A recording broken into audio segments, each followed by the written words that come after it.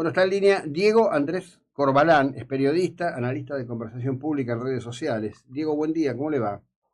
¿Qué tal? Buen día, ¿cómo andan? Bien, bien. Bueno, gracias por haber aceptado prestarnos estos minutos para traer a nuestra audiencia la conversación que despertó mi interés hace unos días cuando lo vi en un programa de televisión hablando de estas cosas, Ajá. que es la cuestión del impacto de la conversación pública en redes sociales, entendiendo que no es una tan alta proporción de argentinos los que se movilizan sobre todo en X, que parece ser, digamos, el lugar es la ágora pública de esta época, y me gustaría que nos dé una lectura de por dónde está pasando esa conversación y cuál es su impacto real o apreciado como real en la vida de los argentinos, ¿no?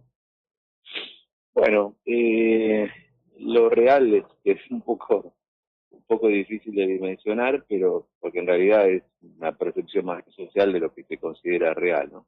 Ujú. Eh, pero digamos que en conversación pública hoy, que nosotros medimos en las propias redes sociales, nos encontramos con un universo de discusiones que, bueno, tiene preeminencia en lo político, eso sí, sobre todo por el impulso de la propia red social X, que es la que tracciona bastante esa discusión política, pero después también aparece mucho el componente mediático, o sea, las discusiones propias de los medios vinculadas a las Mm. grandes figuras, a las figuras muy conocidas como puede llegar a ser Wanda Nara, Mm. Mauricardi y demás. Incluso ahora la separación del actor Nicolás Vázquez también está suscitando mucho interés, ¿no? Y eso se entremezcla mucho con la discusión política y otras discusiones como pueden ser lo económico. Mm.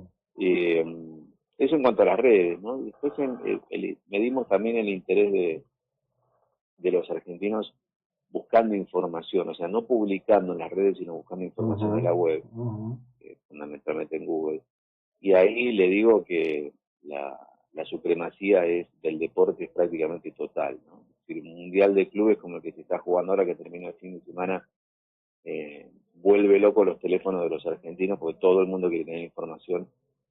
Por supuesto que cuando Boca y River estaban en carrera mucho más, pero incluso ahora con la etapa definitoria también. Es decir, que es bastante complejo definir una tendencia unívoca, pero es cierto que, digamos, entre la política y el fútbol por ahí pasa un poco el humor de los argentinos en el mundo digital. Ujú. Ujú. ¿Algo de eso que pasa adquiere una tendencia de modificación de opiniones o las opiniones están como consolidadas, como que vivo en mis pensamientos y en mis convicciones y la interacción no me modifica? Bueno, eh, yo estoy convencidísimo que en las redes sociales no estamos todos, pero sí estamos todos los que tenemos una opinión bastante consolidada. Ujú. Eh, entonces, los que estamos en las redes, insisto, no somos el total de la población, Ujú. pero funcionamos como líderes de opinión. Y con esto no quiero ser presuntuoso, ¿no? Pero en el caso suyo, con su programa, Ujú. usted es un líder de opinión con su programa de radio. Pero probablemente también, no conozco bien sus redes, pero probablemente usted también pueda ser un líder publicando en las redes sociales eh, de distintas maneras, con una narrativa fuerte, intensa en X, en la ex Twitter, o con fotos muy potentes, muy contundentes en Instagram. Hay gente que es famosa sin decir nada, Ujú. solo por subir imágenes o por subir videos, especialmente en TikTok. Sí. Eh, Creo que la gente cuando va a las redes sociales, sí, indudablemente va un poco a ratificar su sesgo, va a buscar ese lugar de confort, y no necesariamente todos tenemos que estar en las redes y publicando, porque existe, digamos, una realidad de millones de personas que están navegando en las redes y no publican nada, Ujú. pero que terminan eligiendo un lugar de pertenencia. Así que las redes, creo que por un lado fijan sentido y por otro lado lo ratifican. Es un juego Mm. doble, como así también las redes se nutren de los medios de comunicación y los medios también le marcan un poco la agenda a las redes. Hay un trasvasamiento permanente de contenido y de sentido entre ambas plataformas. Digo esto porque muchas veces se cree que como promueve el gobierno que los medios están por morir, o Sí. por lo menos los periodistas. Eso puede ser que sea verdad, Pero los medios no, los medios todavía tienen vida y fijan agenda, aunque parezca mentira. Ujú. Bueno, de hecho hay una interacción permanente, es decir, los medios de capital en particular, que además disponen de un recurso económico muy importante, todos los días están utilizando todo el paquete de redes completo para instalar y reinstalar lo que van generando en el día. Muchas veces algo que pasa en un programa de televisión que puede tener un rating muy bajo, termina teniendo muchos likes en un recorte reproducido a través de Instagram, X o TikTok, ¿no? Por supuesto, por supuesto. Fíjese que anoche Patricia Bullrich y Javier Milei abren un encuadre, una temática informativa muy intensa que es título hoy de los diarios, que es el cruce a Victoria Villarroel, la vicepresidenta. Sí. Todo eso fueron dos tweets, dos publicaciones, dos posteos. Sí. Entonces, las redes le dan a los medios de comunicación un insumo fenomenal. Sí, claro.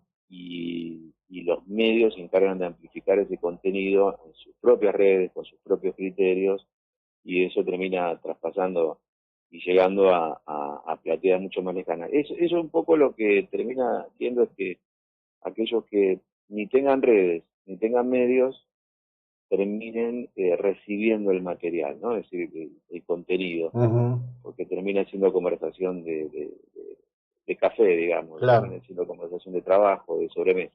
Con lo cual las redes se han integrado maravillosamente bien en un ecosistema mediático que por supuesto que con redes solo no alcanzan, pero ellas sí se encargan de darle más que trascendencia, se encargan de darle velocidad a esa trascendencia, ¿no? Que es lo que todavía logran los medios de comunicación. Sí, claro. Sí, sí, ahí pasan varias cuestiones, ¿no? También tiene mucho que ver con quién hace el recorte, cómo titula el recorte.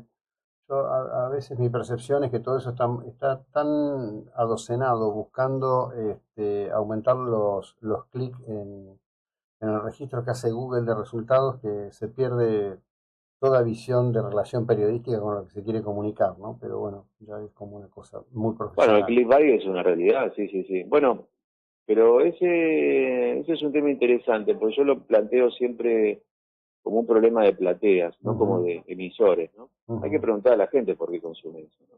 Sí. Porque cualquiera en cualquier red social, como en la vida cotidiana en la calle, puede ofrecer cualquier cosa, después está en la gente consumir o comprar ese producto, ¿no? Ahí yo siempre termino discutiendo el tema de la educación digital de la ciudadanía, ¿no?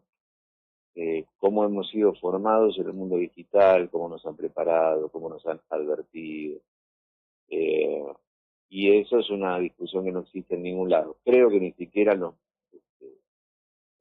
los claustros universitarios, probablemente sí, pero en la educación primaria y secundaria no sé hasta qué punto hay conciencia y voluntad de cambiarlo. Conciencia seguramente la hay, pero no sé hasta dónde hay voluntad de cambio, ¿no? No lo veo. No, pero a ver, yo me permitiría decir esto, ¿no? En principio, desde los diarios amarillos de Randall Hearst, pasando por el tema del rating minuto, hago un salto enorme, sé que lo hago, pero cualquiera que mire la miniserie sobre Nora Dalmazo, yo creo que hay como una conducta de la sociedad, ¿no? Y que el emisor termina siendo parte del juego. Es decir, hoy viendo la miniserie sobre Nora Dalmazo, muchos se golpean el pecho diciendo tenemos que revisar los criterios periodísticos. Pero esos criterios periodísticos que se aplicaron a Nora Dalmazo, si es que periodísticos son, fueron lo mismo que pasaron con el caso Loan y un poco menos con el caso Lian. Es decir, cuando se agarran a algo y el rating les rinde,